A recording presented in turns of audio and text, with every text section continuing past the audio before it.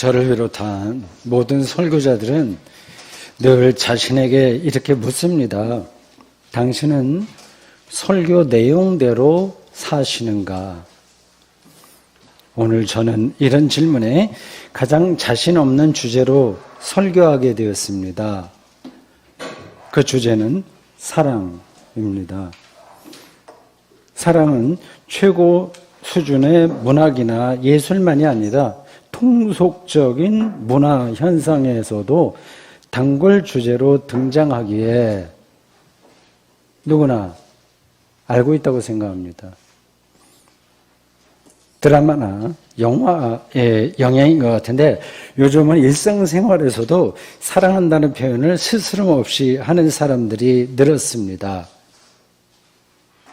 부부나 연인들은 물론이고 부모와 자식 사이에도 그렇죠.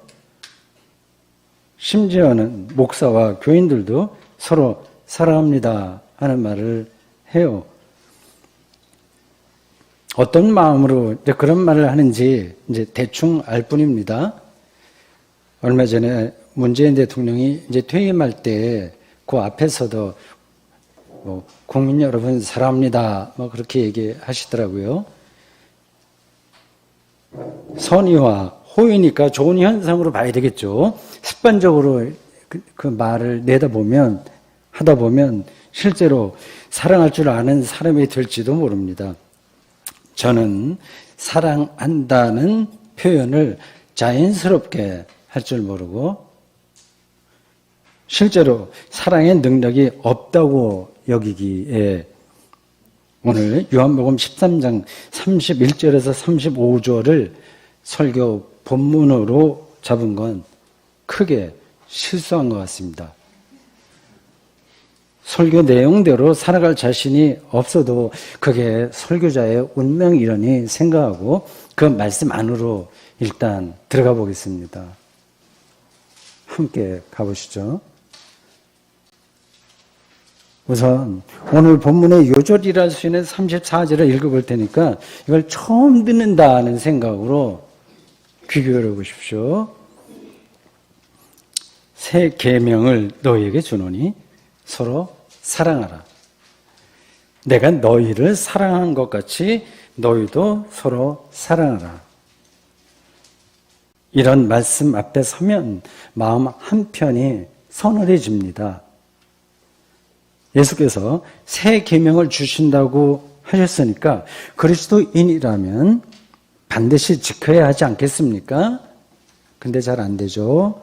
더구나 내가 너희를 사랑한 것 같이 라고 말씀하셨어요. 오늘 본문 앞단락에는 예수님을 배신한, 앞으로 배신하게 될 가룟 유다 이야기가 나옵니다. 요한복음 13장 21절은 다음과 같습니다. 6월절 만찬 이야기예요. 예수께서 이 말씀을 하시고 심령이 괴로워 증언하여 이르되 내가 진실로 진실로 너희에게 이르노니 너희 중에 하나가 나를 팔리라 하시니 그게 유다예요. 오늘 본문 다음에 나오는 단락에는 예수님을 부인할 베드로 이야기가 나옵니다. 13장 38절에 이렇습니다. 내가 진실로 진실로 네게 이르노니 닭 울기 전에 네가 3번 나를 부인하리라. 이 두 이야기 중간에 내가 너희를 사랑한 것 같이 너희도 사랑하라 이렇게 말씀하신 거예요. 예수님께서는 배신당하고 부인당해도 제자들을 사랑하셨고 우리의 죄를 위하여 십자가의 죽음을 받아들이셨습니다. 그의 죽음은 곧 그의 사랑을 가리킵니다. 이런 사랑이 우리에게 가당키나 할까요? 참 거리가 먼 이야기죠. 그러면서 우리는 사랑한다고 말을 하고 생각하고 삽니다. 오늘날 사랑이라는 단어는 박앤세일 상품처럼 나돌아다니지만 사랑이 얼마나 어려운지는 알만한 사람은 다 압니다. 스파크가 일어나듯이 사랑에 푹 빠지는 경험도 시간이 흐르면서 이런저런 이유와 사연으로 대부분 시들해집니다. 오히려 상처로 남는 경우가 더 흔합니다. 상처로 남는다면 그건 사랑이라고 말할 수 없습니다. 보통 아니야 후회 없이 사랑해서 미련 없이 사랑했다는 말을 하지만 도대체 그런 사랑이 가능한지 저는 아직 동의하지 못합니다.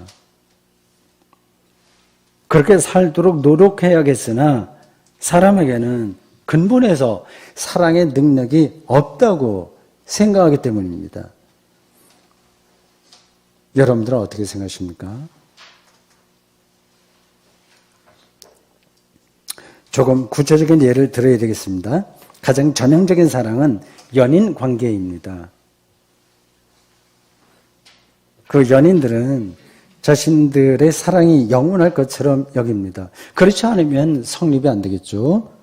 그들이 결혼하고 아이 낳고 현실의 어려움을 겪다 보면 처음 느끼고 경험했던 사랑의 열정은 대개 식어버립니다. 사랑의 실질 내용은 없이 콘텐츠가 없이 형식적인 관계만 남습니다. 제가 보기에 세 가지 유형으로 남습니다. 제가 부부관계 전문가도 아닌 사람이니까 이런 말하기에 적합하지는 않지만 그냥 참고만 하십시오.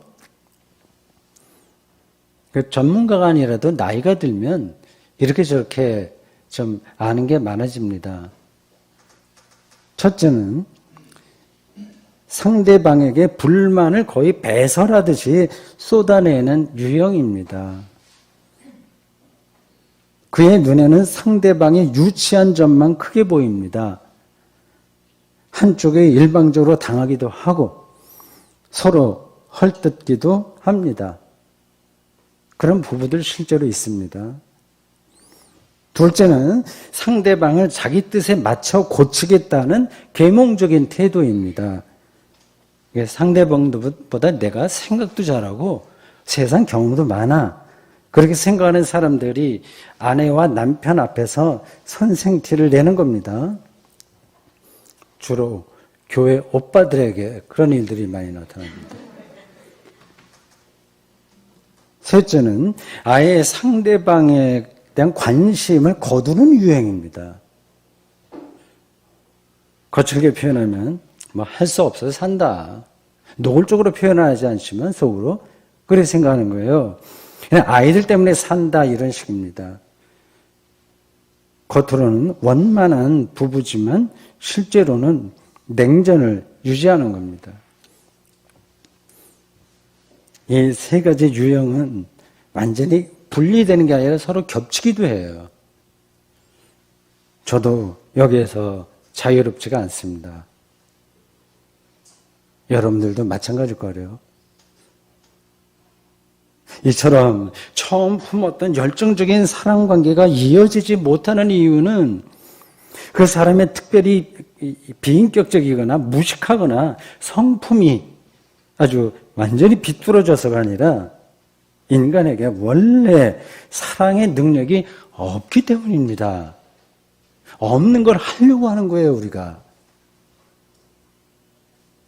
능력은 없는데 다른 사람 보기에 괜찮은 그런 부부관계 아니면 가족관계 이런 걸 보이려고 하니까 흉내를 내거나 그걸 견디지 못하는 사람은 끊임없이 공격합니다. 소울메이트가 가장 바람직하지만 그게 어디 말처럼 쉽습니까?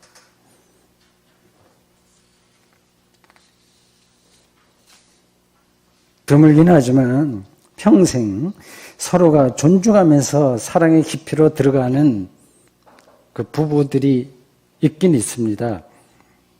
그래서 함께 살다가 한쪽이 먼저 죽으면 다른 쪽마저 삶의 의욕을 완전히 상실하거나 심할 때는 빨리 따라서 죽습니다. 에너지가 다 소실되는 거예요. 그들은 평소에도 오직 남편이나 아내만을 자기 인생의 목표이자 근거로 생각합니다. 그런 분들을 보면 정말 끔찍하게 사랑했다는 느낌이 듭니다. 일종의 현대판 로미오와 주리엣이라고 말합니다. 그런 절절한 마음이야 이해할 수 있으나 그걸 사랑이라고 할 수는 없습니다. 자기 남편이나 아내를 사랑한다면 상대방이 없어도, 아니 상대방이 없으니까 더욱더 용감하게 살아야 하는 게 아니겠습니까? 그렇지 않습니까? 제가 먼저 죽으면 당연히 그렇게 되겠지만 제 아내가 죽은 사람을 못 잊어 하지 말고 더 활기차게 자기에게 남은 몫을 살아갔으면 합니다. 이 사랑을 다른 말로 하면 삶의 용기라고 할 수 있는데 당연한 거죠. 사랑의 힘에 들어가면 그 용기가 생기고 그 사람이 없어도 더 풍성하게 살아야 됩니다. 부부와 연인 관계만이 아니라 다른 사람들과의 관계도 크게 다르지 않습니다. 우리에게 친구가 있어요. 직장 동료가 있어요. 동아리 회원들이 있고 학생이라면 학교 교사들, 선생님들, 제자 이렇게 있습니다. 우리 경우에는 교인 관계도 다 있어요. 오늘 우리가 경험하는 일상에서 사람 관계는 사랑이라기보다도 거래에 가깝습니다. 심지어는 하나님과도 거래하려고 하니까 그게 우리의 몸에 굳어버렸습니다. 겉으로는 교양의 차원에서 사랑하는 포즈를 취하지만 속으로는 내가 줄 만큼 주고 받을 만큼 받으면 된다는 계산으로 삽니다. 똑똑하도 우리는 그 사람을 얘기합니다. 참된 사랑은 사막을 헤매다가 우연히 오아시스를 만나는 일만큼 드문 것 같습니다. 그리고 우리가 사랑이라고 여기는 그러한 경험도 실제로는 사랑이 아니라 그냥 가까운 친구와 맥주 한잔 하는 정도의 즐거움에 가까운 건 아닐까요? 그런 걸 사랑이라고 우리가 생각하는 건 아닐까요? 이러한 비슷한 즐거움은 찾아보면 우리의 삶에 많습니다. 부모에게 유산을 적당하게 물려받는다거나 자식에게 효도받는 즐거움, 그리고 주변 사람들에게 멋진 선물을 받는 소소한 즐거움도 사랑받는다는 느낌을 주긴 줍니다. 그걸 우리는 행복한 삶이라고 여기고 거기에 매달려요. 그거를 확산하려고 애를 씁니다. 그런 즐거움이 우리가 이 땅에서 얻을 수 있는 가장 행복한 삶일까요? 정말 복된 삶이 무엇인지 몰라서 혹시 속고 있는 건 아닐까요? 사이비 이단 교주를 추종하는 사람들처럼 말입니다. 남에게 자랑하고 싶을 정도로 멋진 선물을 받아도 우리가 여전히 목마르다는 사실을 여러분은 다 알 겁니다. 바울은 고린도전서 13장에서 사랑의 능력을 시적으로 묘사했어요. 바울은 우리가 일반적으로 생각하는 그 사랑과 같은 행동과 우리가 보통 저건 사랑이야 생각하는 그런 행동과 부모가 자식한테 한다든지 친구 사이에서 한다든지 그거와 사랑을 구분했습니다. 고린도전서 13장 3절에 이렇습니다. 참 놀라운 통찰이에요. 영적인 대가들은 삶을 보는 게 벌써 달라요. 내가 내게 있는 모든 것으로 구제하고 내 몸을 불사르게 내줄지라도 사랑이 없으면 내게 아무 유익이 없느니라. 놀랍죠? 구제와 자기 희생이 곧 사랑이 아니라는 겁니다. 거꾸로 사랑 없이도 우리는 구제할 수 있고 자기를 희생할 수 있다는 말이 됩니다. 이게 중요해요. 자식을 위해서 부모들이 희생하는 게 꼭 사랑은 아닙니다. 아닐 수 있어요. 자기를 투사하는 경우가 훨씬 더 많다고 봐야 되지 않을까요? 우리 자신을 돌아본다면요. 바울이 말하는 사랑은 휴머니즘이 아닙니다. 휴머니즘이 인간을 구원하는 게 아니에요.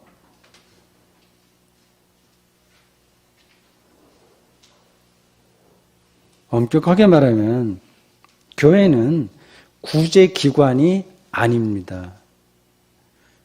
현대 역사에서 가장 강렬한 휴머니즘은 공산주의예요. 가난한 자가 없는 유토피아를 꿈꾸고 있지 않습니까? 그들의 그 이데올로기가 잘못된 게 아니라 인간에 대한 이해가 잘못돼서 공산주의가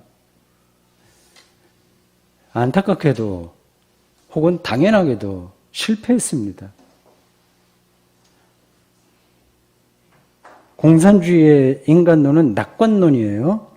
그 방향만 잘 정해주면 선한 이데올로기만 선하다면 인간이 선하게 행동할 줄 알았으나 전혀 그렇지 못했습니다.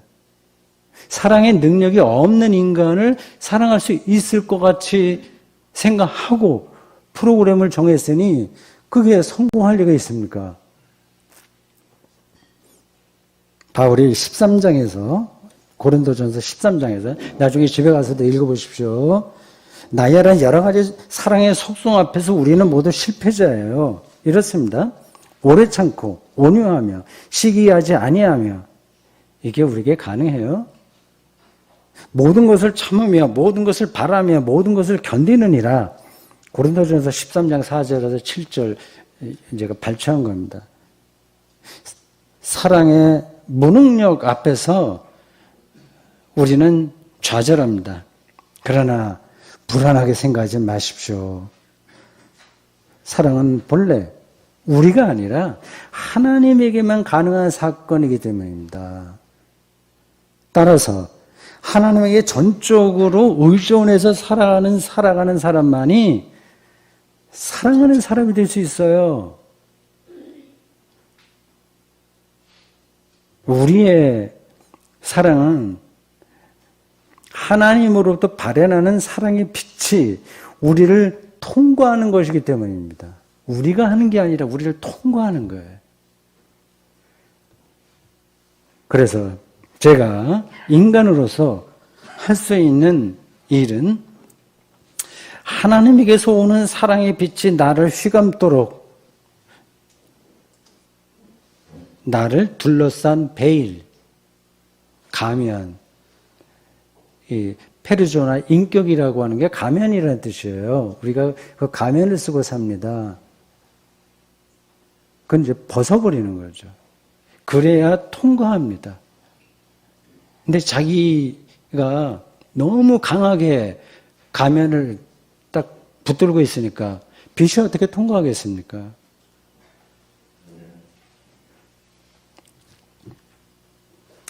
이제야 저는 오늘 설교 본문이 서로 어울리지 않는 듯이 보이는 두 개념을 언급하는 이유를 알게 되었습니다. 5절 중에서 오늘 본문이요. 5절 중에서 앞에 31절과 32절은 영광을 이야기하고 뒤에 33절에서 35절은 사랑을 이야기해요. 서로 어울리지 않는 것 같아요. 이 두 가지가 어떻게 연결되는지 전체 단락을 통으로 읽어야 됩니다. 31절과 32절에서는 이 영광이라는 단어가 독사예요. 헬라어로 5번 나옵니다. 영광은 신적인 존엄을 의미합니다.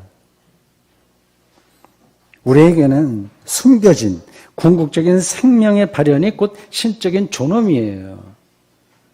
좀 멀리 느껴지죠? 본문은 예수의 영광과 하나님의 영광이 서로 결속되었다고 말합니다. 예수님의 영광이 곧 하나님의 영광이고 하나님의 영광이 곧 예수의 영광입니다. 바울도 고린도 후서 4장 6절에서 예수 그리스도의 얼굴에 있는 하나님의 영광이라고 표현했는데 같은 의미예요. 예수 그리스도에게서 생명이 완성되었다는 뜻입니다. 그래서 초기 그리스도인들은 예수님께서 죽은 자 가운데서 살아나셨다 하고 고백한 거예요. 생명의 완성이 부활입니다. 그 예수님의 부활이 하나님의 영광이고요. 생명의 발현입니다. 종말에 완성될 생명의 선취 사건인 겁니다. 오늘 본문 말씀을 여러분 사랑해야지, 그 사랑 실천에 대한 일반론으로 생각하시면 안 돼요. 일반론이 아닙니다. 사랑하려고 노력해봤자 여러분은 앞에서 말씀드렸듯이 다 실패해요. 저도 끊임없이 실패합니다. 구체적인 정황을 지금 전제하고 말씀하는 거예요. 성경에 나오는 모든 윤리적 명제들은 다 일반론이 아닙니다. 어떤 구체적인 상황 가운데서 나온 말씀이에요.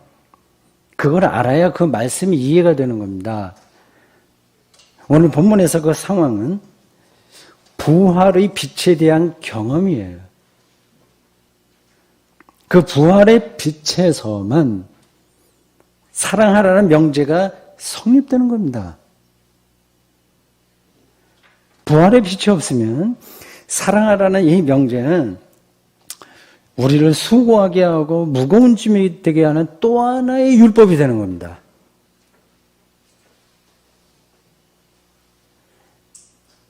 예수님께서 그런 율법을 제자들에게 말씀했을 리가 없습니다. 그 상황이에요. 근데 상황이 또 조금 더 어렵습니다. 예수님이 그들을 떠나야 한다는 사실이 겁니다. 오늘 본문 말을 그걸 배경으로 하는 거예요. 제자들이 전적으로 의존해서 살아야 할 부활의 빛은 없습니다. 근데 예수님이 옆에 계셨으면 그냥 되는 거예요. 모든 문제가 해결됩니다. 근데 떠나셔야 됩니다. 이제 그들은 부활을 경험한 자로 이 세상에서 예수 없이 마치 고아처럼 자기들끼리 살아야 됩니다. 본문에서 영광이라고 표현된 그 부활의 빛을, 즉 하나님 나라를 예수 없는 상황에서 드러내야 됩니다. 그 빛을 드러내는 바른 길이 바로 사랑입니다. 이 사랑하라라고 번역된 헬라어는 아가파테예요. 어근이 아가페입니다. 아가파테예요. 이 아가파테는 영어 should라고 하는 조동사가 그 의미가 들어있는 단어입니다. You should love. 그냥 you love가 아니라 you should love예요. 의사가 환자에게 당신은 이거 아침 저녁으로 시간 맞춰서 꼭 약 먹어야 된다고 말할 때 이 조동사가 사용됩니다. 의사는 환자에게 약을 억지로 먹일 수가 없어요. 환자가 게으르거나 병의 상태를 진지하게 생각하지 않으면 약을 챙겨 먹지 않습니다. 의사는 강력하게 should 해야 된다 이렇게 말할 수 있을 뿐입니다. 서로 사랑하라는 이 예수님의 말씀을 받아들일지 아닐지도 역시 제자들이 선택해야 됩니다. 자기가 먹고 사는 데는 아무 관계 없는 거니까 이 명령을 귀찮아할 수 있습니다. 영적으로 게을러서 마음이 안 갈 수도 있어요. 그런 이들은 아가파테라는 말씀을 그냥 한쪽 귀로 듣고 좋은 말씀이지, 그렇게 살면 좋지, 다른 쪽으로 흘려보냅니다. 우리는 지금 그 말씀을 어떤 태도로 받아들이고 있을까요?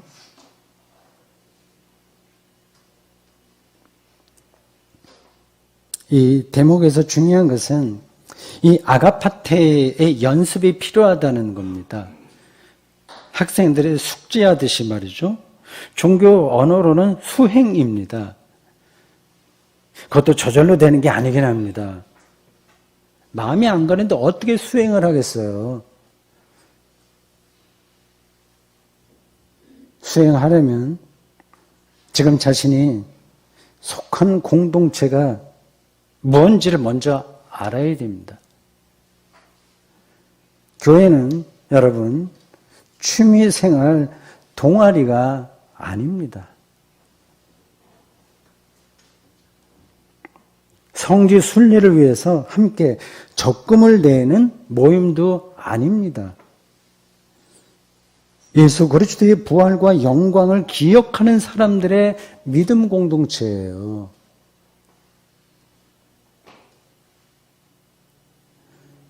생명 완성을 위해서 세상 마지막 때 다시 오실 예수 그리스도를 기다리는 사람들의 종말론적 공동체이자 구원 공동체입니다. 우리가 거기에 속해 있는 겁니다. 뭐 돈 잘 벌고 건강하게 오래 살고 하자고 그게 목표인 공동체가 아닌 겁니다. 이 사실을 안다면 마치 수도원에서 수행하는 수도자들처럼 최소한이에요. 교회 안에서만이라도 사랑을 연습해서 자기 몸에 배도록 해야 하지 않겠습니까? 수도자들이 수도원에서 어떻게 사시는지 아시죠? 오늘 한국 그리스도인들은 교회 안에서조차 사랑하라는 이 말씀을 진지하게 받아들이지 않습니다. 개인과 개별 교회에 따라서 차이가 있긴 합니다. 35절 이로써 모든 사람이 너희가 내 제자인 줄 알리라 라는 말씀을 기준으로 본다면 오늘 한국 그리스도인과 교회는 교회 안에서조차 사랑하지 않는다는 게 분명해요. 세상이 예수 공동체라고 교회를 여깁니까? 신뢰도가 얼마나 떨어지는지 여러분들이 잘 아시지 않습니까? 교회가 마치 사기업처럼 운영되고 있으니까, 뭐 벤처기업처럼 운영되고 있으니까, 그리고 세상 사람들보다 더 수준 낮은 내부 싸움도 적지 않으니 어떻게 예수 제자들의 모임이라고 인정받을 수 있겠습니까?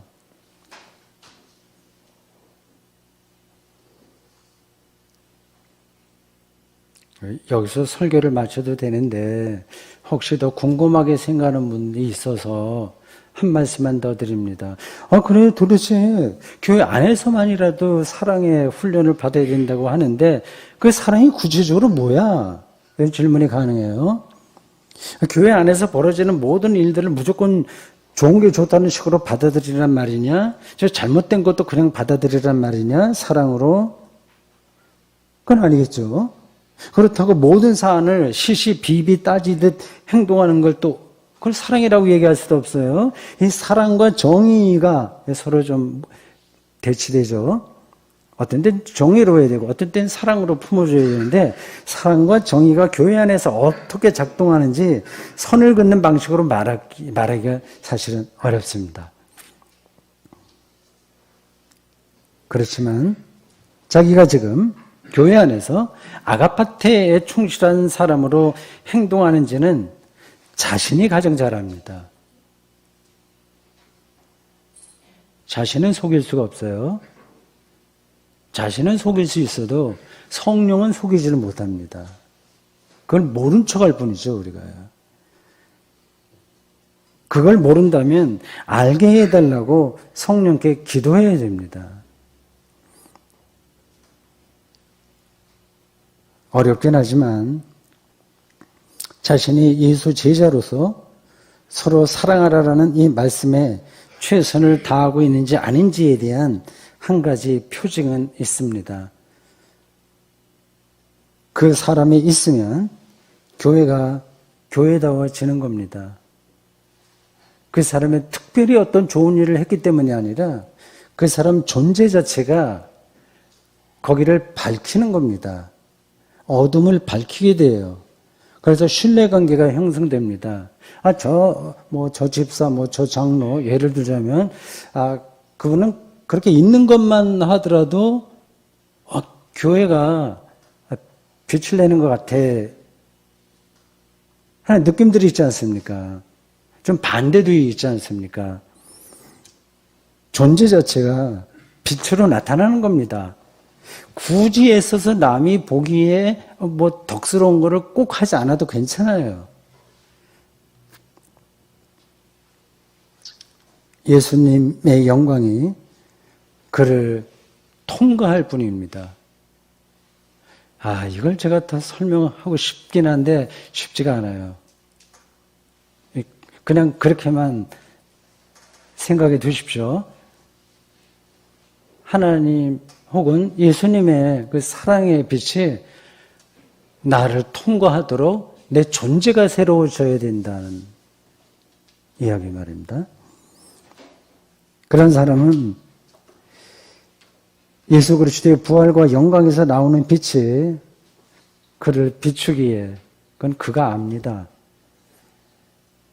자신의 사적 욕망이나 작은 자존심에 떨어지지 않습니다. 어쩌다가 잠시 흔들렸다가도 금방 털고 나와서 그 빛을 드러내는 방향으로 생각하고 말하고 행동합니다. 지금 여러분은 어떻습니까? 이런 문제에 아예 관심이 없으신가요?